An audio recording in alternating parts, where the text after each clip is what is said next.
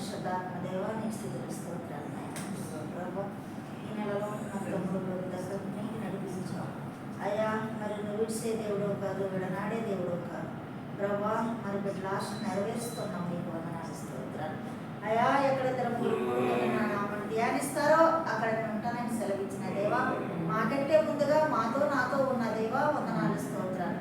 ఇవాళ అదంతట్లో మీరు మహిమ పొందుకోండి.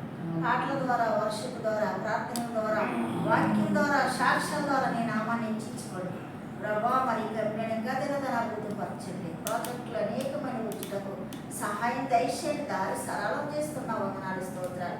మిమ్మల్ని అనాథలుగా వదిలిపెట్టిన అంటున్నావు నాయన, నీకు వందనాలు.